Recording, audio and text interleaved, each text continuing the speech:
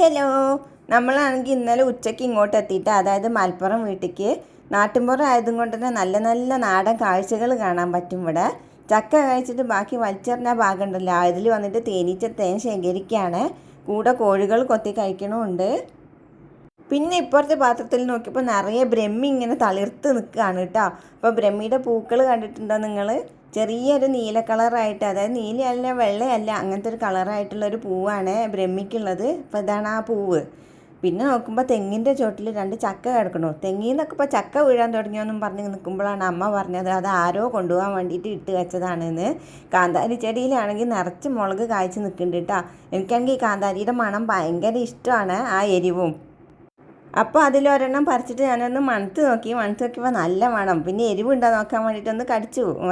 അധികം മൂത്തിട്ടില്ല, അതുകൊണ്ടാണ് ഒന്ന് കടിച്ചു നോക്കിയത്. അപ്പോൾ ഒരു 10 സെക്കൻഡ് കഴിഞ്ഞപ്പോഴത്തേക്കും നല്ല എരിവ് കേട്ടോ.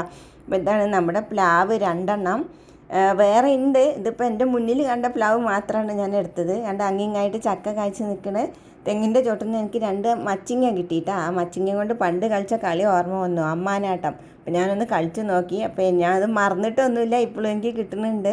പിന്നെ നമ്മുടെ അനിയനുണ്ടല്ലോ, അവൻ്റെ കരവിരുതാണ് ഈ കാണുന്നത്.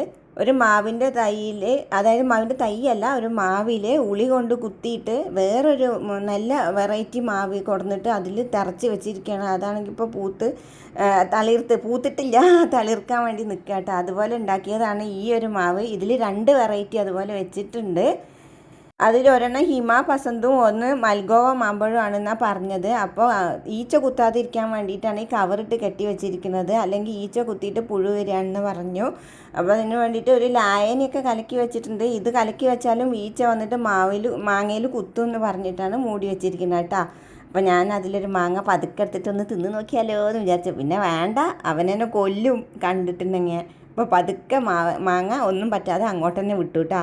അപ്പോൾ വീഡിയോ എത്രയേ ഉള്ളൂ. ഓക്കെ, ടാറ്റാ.